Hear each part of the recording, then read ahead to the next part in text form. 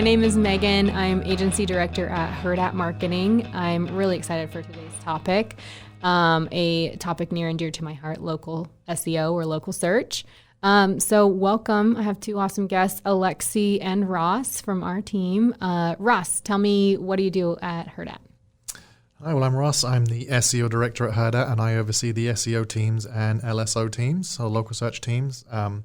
I manage them on a day-to-day basis as well as getting into the trenches and working on client websites, optimizing them for organic search, helping with the local search team and getting that local search visibility. Awesome. Yeah, definitely search engine optimization on a more technical side and on a web-based side. And for you, Alexi, what do you do? Hi, everyone. I'm Alexi. I am the local search manager, so I help oversee the local search team on a day-to-day basis and also help optimize businesses for local search. Awesome. So who wants to go first? Explain, what is local search? I can start if you want. So local search is a type of search engine optimization, and the goal is to increase a business's visibility for relevant searches, so searches related to services your business offers and searches with local intent. Yeah, definitely. Ross, anything to add? Oh, I think that it's kind of symbiotic with actually the on-site website optimization that I do. Local search is kind of an extension, although it can live by itself, but having a well-optimized website actually helps the Google My Business profiles actually appear higher in the searches, and making sure that everything is optimized as much as it can be on the actual website itself will play into the hands of Google My Business and making sure the visibility is there. Awesome. Yeah. So let's break it down, because I know in other episodes we've talked about SEO and other SEO type topics. So when we're talking about local search, it's really a specific area of a search results page. So at the top, typically you have ads, sometimes not. I guess I said typically now and not so typically always. And then under that, you usually have a maps pack, and that's where your Google My Business listing lives. And then under that, you have directories and websites. So, directories are websites. We're talking about Yelp.com or even Facebook, Angie's List. And then you would have a client's website. So when we're talking about local search optimization, we're talking about getting as much coverage for a local business on that search results page. So that could be a local service ad. It could be, usually what we're referencing is Google My Business and Maps Pack, or it could be some of the Barnacle SEO. So their Yelp listing showing up, or their Angie's List listing showing up, and of course their website. If they can gain majority of those spots, then typically they're a good candidate for somebody to click on and hopefully do business with. So how do we optimize local businesses for local search? A lot of it has to do with Google My Business's ranking algorithms. So tell me, what is Google looking at? What's the ranking algorithm looking at? How do you get that number one placement? Yeah, so I always start with the three main factors: relevance, distance, and prominence. And we can go through those if you would like. Yeah, explain it. Okay, so relevance. So how does your business relate to what the searcher is looking for? So I always use two examples. If you're a coffee shop and they're searching for an ice cream shop, you're not going to show up in the search results. And then I also use a gym. If someone's looking for a gym open 24 hours and you're not going to show up in the search results, or there's a good chance you probably won't show up. So awesome. Explain distance. Yeah. So distance, I think sometimes businesses struggle with this. So the example I use is if your business is located in Elkhorn, but you're searching in Omaha, there's a good chance you're not going to show up when someone is searching for a service you offer in Omaha. I think that's a really difficult or a challenge for a lot of local businesses that may or may not be located near where somebody's searching. So a lot of times, there's certain services you may search for over your lunch hour. And when we used to go into an office, that would typically be okay, a lot of people are downtown while they're working, or a lot of people are in lakeside area or something while they're working. So if your business isn't physically located near where somebody might be searching when they do their search, then you're not going to have a strong signal when it comes to proximity, being a factor. And then of course, like that gets even a little more challenging, like based on region. So if we're saying, hey, Elkhorn, there's a company in Elkhorn that I'm thinking of, and they want to be found in Omaha. Well, they're local to Elkhorn. So people that are local to Elkhorn searching for their services are going to come across them. Like they're going to dominate that search. But if they're trying to dominate Omaha and search, then somebody that also offers that same service in Omaha is probably going to outrank them because proximity is such a high weighted factor for Google. Yeah, and there's like a lot of ranking factors that you can't control, but that's one of them that you can't really change. Except you can move offices. Yeah, you can move offices, or you could open a new location. But yeah, definitely. And then the third factor. Okay, so prominence is the third one. So the example I like to use for this one is like if you're looking for a coffee shop, Starbucks and scooters are probably always going to show up. And then also I think this kind of relates to like links.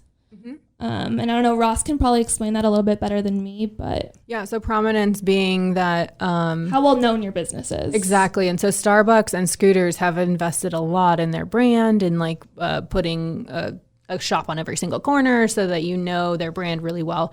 Obviously, they have invested very heavily in their own sites. And so they do usually have a stronger prominence factor, or prominence, like it's weighted stronger for them than somebody who's a mom and pop coffee shop or just like a newer to the scene coffee shop. Because of course, in our own minds, we know like coffee is synonymous with scooters or Starbucks. We may or may not have heard yet of the local business coffee shop. And so Alexi was alluding to like backlinks, like can you break that down, Ross? How does Google kind of know who's actually prominent in the real world? Sure. It's kind of simple, but it's kind of difficult as well in a strange kind of way. Backlinks are super important for organic search. They are a super strong signal to Google about the relevance and the authority of a particular brand or a website. So obviously, if you're a Scooters or a Starbucks, a lot of people are going to be talking about you. A lot of people are going to be linking to you. So the amount of links and the quality of the websites that are pointing to those websites are the key factors in which bring up the prominence of those websites. Obviously, Starbucks and Scooters have $1 million budgets that they can throw at organic search and at pay-per-click and at local search. So they have all the bases covered. And being the brands that they are, they kind of can rely on their brand name because people don't say that I'm going for a coffee, I'm going for a Starbucks, or I'm going for a Scooters. It's similar to like Kleenex. They use the brand as the actual product that they're going to find. So people will automatically use those brand terms when they're talking about them, rather than it being just a coffee. I'm going for a Starbucks. I'm going to Starbucks. They use that within the medium that they're using to link to the website. So it increases the prominence of those websites because of the frequency of the terms and the number of links that people use to those websites. Yeah, definitely. So it's like a strong winner when when you type in cafe near me or coffee or you're driving to work and you're like searching for where can you get your cup of coffee. Well, then Google's like, hey, we know there's a Starbucks on this corner. Yep. And it's like, hey, we know you visited before too. Frequently. How many times in a week? Yeah, all the time, right? So those are a lot of factors that we can't necessarily control when we're talking about optimizing local businesses. So really you can't control, unless you move your office, you can't control how close you are to the searcher, unless you've been around for ages and have endless deep pockets. Like you're not going to really influence your prominence. Maybe some PR would help or backlink efforts. And relevancy, like if you're a coffee shop, that's what you are. So talk to me about the factors that you can influence. How can a business optimize to improve their ranking, like regarding the other factors?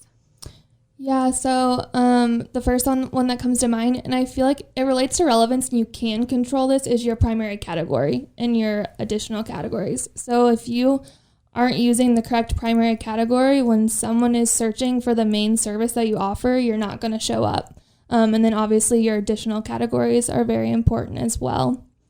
I think we see that a lot in like restaurants, for example, that are like, hey, I'm a steakhouse, but I also want to improve offer more catering. Yeah. Or I also want to be able to host parties in my party room. It's like you're still a restaurant and you don't want to lose traction there. So that should be your primary category. However, there are secondary categories for catering. And if you use your attributes, you can also show that you have a party room. And giving that additional information to Google is how you can optimize so that when someone's searching, at least Google knows that about your business.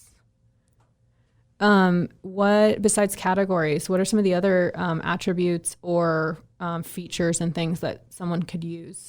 So reviews are definitely really important too, not just for ranking, but for converting too. I know for me, when I'm looking for like a nail salon, I immediately go to the reviews and I don't just look at like, oh, they're 5 stars. I look at how many reviews they have also. And that's definitely something you can control. You can ask your customers for reviews. Yeah, it's a fine line. You cannot give them incentives to leave a review. That's cheating the system. Google will take those reviews down, or Yelp. But yeah, it's definitely a good point, because as you read reviews, you're taking it with a grain of salt. Like, I think a lot of business owners get freaked out when they get a negative review. And they think it's like going to ruin their online reputation. Well, it might if it's one review, but if they're continually giving great service to their customers and those customers are leaving reviews, then that one negative review is going to be the outlier, and it's going to get pushed down as new reviews come in, and as other people like the positive reviews or engage with those positive reviews.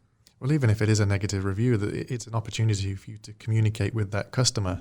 And just by doing that and seeing that you are paying attention and you do care about that negative review, that can also count as a positive. Even though it's a negative, I go to read a review and I see that it was negative, but the company has tried to respond to that review and resolve it as quickly as possible. That to me is a plus. So it may be a negative review, but it could still be seen as a positive and an opportunity to reach out to that customer.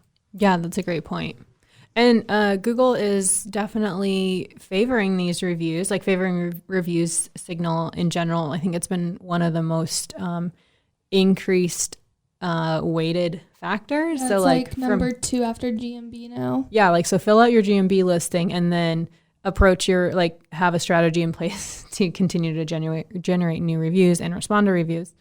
But it's been really important to Google lately because it's hard to fake. Like, yes, you can create spam accounts, but Google's filter for getting rid of fake reviews is actually getting better and better. And so it's a good signal for Google to say, like, hey, look at all these people are doing business at this location and they're having a great experience. So when Ross searches for a cup of coffee, hey, maybe he would like it too. And I guess that's why reviews are so important. Definitely. Yeah. Tell me about some other factors. So another one would be like behavior signals. And I think this relates a lot to making sure your Google My Business profile is completely filled out, which would give you a better chance of converting. So yeah, the more people that are clicking to call or clicking for directions will help your ranking for sure.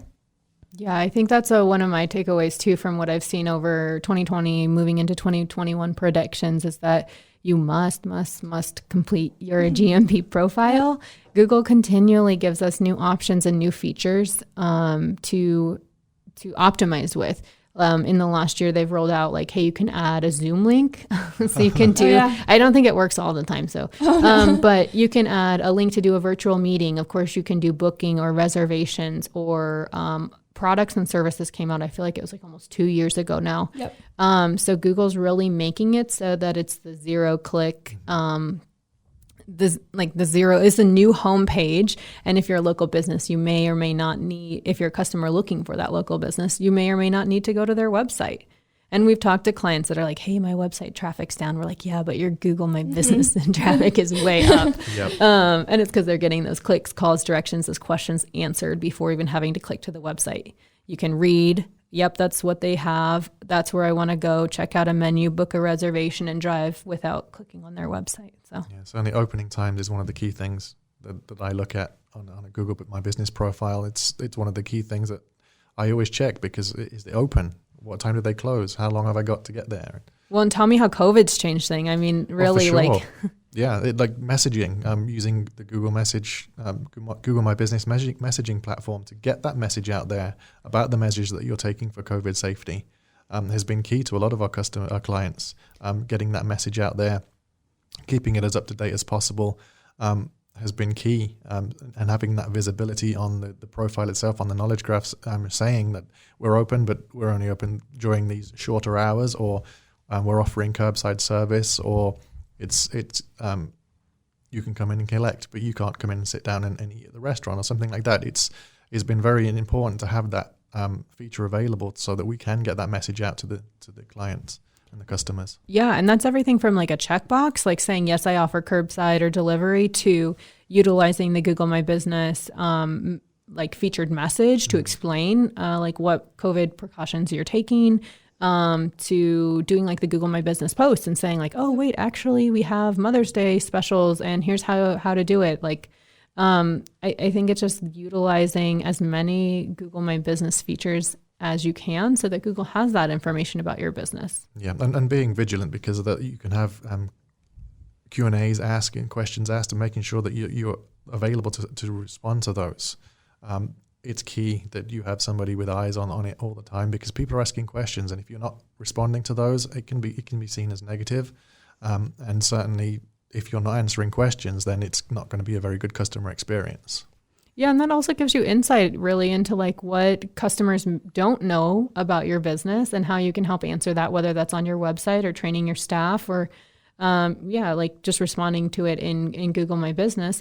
I think we've seen, like, as we read through some customers, it's Q&A, but they're like basically FAQs. Yeah. As we read through that, we're like, oh, customers didn't know that about our business. We should like make a page about that, or we should make that an easier transaction point for them. Yep. Or is that they didn't know we had a kiosk? Yeah. Or can we add that to the business description? So it's prominent. It's there. It's visible. Yeah. So we definitely have spent a ton of time on Google, which is not the end all be all, but really that's where the majority of search is. But Google does not just take the business owner's word for it. So we've said complete your Google My Business profile, but Google's also going to go and cross-check. So explain that, Alexi. Yep. So it's also really important that you're making sure your business information is correct across a lot of what I call the top tier directories. So like Yelp. And Yelp's been very important, especially for COVID too, because they have COVID features as well. They actually might have more COVID features than Google does. And I know many business owners are cringing. I'm sorry, I know you all hate Yelp, but it does serve a purpose. Yeah, definitely. But yeah, also making sure Facebook's up to date. What are some other top ones? I think it depends on your industry vertical too, because really there's new ones that continually emerge. Like as we think about lawyers, there's Avo. Lawyers.com, restaurants, of course, there's OpenTable, which I know you have to pay to be part of. TripAdvisor. Mm-hmm. So it just really depends. And then there's plenty of healthcare ones like DocSoc and home services ones. Home services, Thumbtack, Angie's List. So it really depends on your industry vertical. But again, this is just another place that if Google goes and cross-checks it and it's out of date, Google's going to have to make a decision. Is the information that the business owner gave me correct, or is this information that's out there on these other sites correct?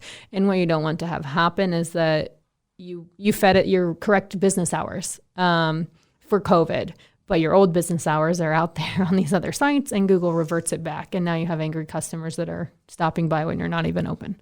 Yep. So super important to take care of. I think as a local SEO too, like there's always this debate we're saying like, hey, do your Google My Business, and citations are important. But at this point in the game, they're really table stakes. If you haven't done this, you're behind the game. You're behind already. So I feel like citations are not going anywhere because it's stuff you should have already done. Yeah, it should be baseline. Mm-hmm. Yep. Yeah. So tell me, Ross, a little bit about what it means for on-site. How does a business optimize for local search on their site? Sure. I think you've already alluded to it. It's making sure that the information is the same. It's correct. So the address information is the same. The opening hours are the same. Where we can go above and beyond on on-site optimization is writing some hyperlocal content that will really highlight the locality of the business. So yes, we've got the address information there. Yes, we've got the phone number and everything else that is stationary for that business. It's black and white. It's there. It's not going to change. But what you can do is then kind of like embellish upon that with writing some content that pulls out some landmarks and some features and some really hyper local content that really pinpoints it in the locality. So Google can, or the search engines can come along and read the website and say, well, yeah, there's the address and there's that landmark, there's that feature. They're absolutely there. So that can actually help the local search business and the profiles appear in the search, in the local packs and the map packs. Yeah, definitely. And I know that some businesses we've worked with in the past like really struggle because they're a new business or building up in an industrial area or an area that doesn't even have a road name. And so like giving Google this additional context is super important. And not only context about where they are, but what they offer, because Google only has so many categories to choose from.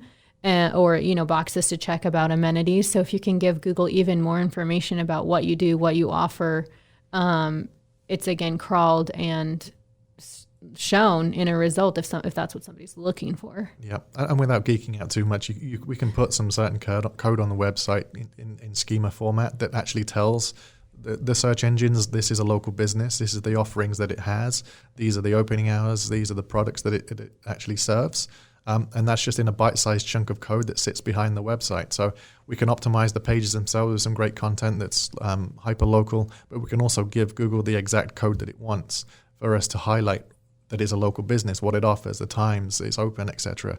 All these important things that it can just plug straight into its algorithm. Yeah, spoon feed Google. Why not? Exactly. Yep. It's looking for it, so make it easy.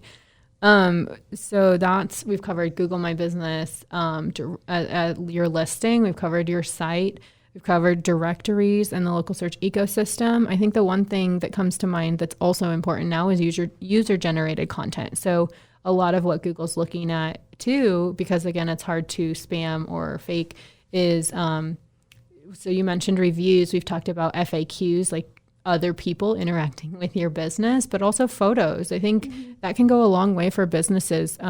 It's a chance to show a case, like maybe the friendly faces of your staff or your delicious looking food. I think a lot of businesses that have not added photos are kind of horrified when we show them. We're like, we're seeing the outside corner of your building and that's not even where your business is, or it's not where customers would enter, or oh no, somebody posted a photo of, a hamburger that's kind of sliding off the plate. And that's not what you want everyone to see. This is like your billboard. And so making sure you're addressing photos and like uploading beautiful imagery, because it's indexed, it also is associated with those keywords and with your business. Yeah, personally for me, when my fiance and I are looking for places to eat, like we'll look at the menu and then we'll go on like Yelp or Google and like actually look at the photos to see what their food looks like. And that's how we'll decide where we want to go. Yeah, definitely. And now users can also add video. So, I mean, it's been interesting too, because you can see like the customer service, or you can see like how it actually came out, not just a quick photo. Mm-hmm. And then I know besides that, this is one that we cannot control because, user-generated content is for your customers to control. One of the other things that you cannot control is user behavior and how it's interacting with your Google My Business listing and with your site. Google's looking at that. I know we cover that when we talk about like technical and on-site SEO, but that's another major factor for Google is if we show your business and it's not what people are searching for and they click on it and then they click back, that's like a negative signal. So making sure you're optimized for things that you actually do. I think sometimes like businesses want to say they are jack of all trades and they do one of everything. They're a plumber, they're a handyman, they're and it's like, so they have categories that don't relate to them. Yeah. So, or they're like, well, we want to do that. We want to dabble in that. Yeah. If someone called me, we could do that. And then they just win nothing. They've divided the pie by 10 instead of being like primary service is plumbing. And we also do a few of these other things. HVAC is another one that comes to mind. Yeah. So those user behavior signals show Google like if you're relevant or not, back to like relevancy being a prominent or being a large factor. So making sure you're optimized for what you actually do. And then as users interact with your GMB listing, that's a strong signal. Hey, did they click on driving directions? And Google knows if you actually drove there. Yeah. So creepy. But that's another signal that's hard to spam. Like, unless you're sending a flash mob to your business, it's another hard signal to spam. So it's looking at all those things, like people clicking, calling, driving directions, engagement with the listing. Yeah, it's very similar to organic search. It's multifaceted. It's not just a plug and play and once and done. It's an ongoing process where you're constantly looking at, constantly refining, and just making sure that everything is as optimized as it can be. For sure. So we'll go around the table. Number one advice for optimizing for local search. So I'm just going to stick with making sure your Google My Business profile is complete. Again, I think I drive this in so much, but like your category is so important. And I talk to our team about that all the time. Like, it's so important. Yeah. Like Google knows it's so much more than just picking that category. There's a whole subset of keywords that Google associates with each category. So if you're not sure, I think a good tip is like to check your competitors. What are they showing themselves under? Yeah, we do that all the time, definitely. If that's who you want to compete with and that's what they're saying they do, then that should probably be your primary category as well. Yeah, and a lot of the times, like I'll notice like a new business or a business we work with, like they'll have categories that don't relate to them at all, and that could be a negative towards you, like you were talking about earlier.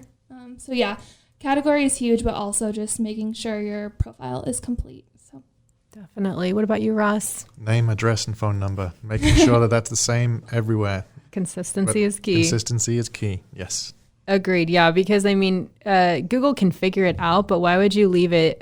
Don't make Google work hard? Yeah. It'll move on. Yeah. Why introduce that question? Why have that question mark there and make sure that everywhere you've got your name, address, and phone number is the same? And it's also a bad experience for potential customers. Like if I call the wrong phone number, like I'm going to be annoyed. Or like if your hours are wrong, I'm going to be annoyed. Yeah. Well, I mean, I actually personally had that experience recently where I thought I was calling a real estate management company, and it like sent me to an agent, and I was like, I don't want to call you. I actually needed to call the office. So, I mean, I know that there's complexities when we're looking at like lawyers' offices, but trying to reach the individual lawyers and how Google has guidelines around each one of those is just like that. So consistency is key, is so important when you're trying to differentiate yourself as the person versus the office information. Totally true. I guess for me, so you guys named two of my top favorites. Sorry. My other advice would be making sure you're doing business in the real world, like doing quality business. Answer your phone, treat your customers with respect, call them back, empty your voicemail. There's so many things that happen that are like operationally based that no marketing strategy or no local search strategy could fix. And it's because like we see, hey, we drove a lot of calls. Oh, but why are we dropping? Oh, because your receptionist said we have no appointments, or because she never returns calls, or your voicemail is full, or or like when we have a booking link, my favorite, or a menu link, and it's a PDF. Yeah. It kills me. People are looking at your Google My Business listing and trying to look at that menu on their phone probably. And who wants to wait for a PDF to open on your phone? So I think it's not only just giving it the right information, it's giving it easy to use information so that it's a seamless journey from someone who's searching, selecting you, and then choosing to do business with you. Definitely. Awesome. Well, thanks so much for joining me today. I'm really excited that you guys were able to come in, and it's nice to see your faces. Yeah, it's been thanks so for fun. joining. Yes. All right. Well, like and subscribe wherever you get your podcast. I've Hurrdat is a part of the Hurrdat Media Network. For more information, follow Hurrdat on Facebook, LinkedIn, Twitter, or Instagram, or visit hurrdatmarketing.com. A Hurrdat Media Production.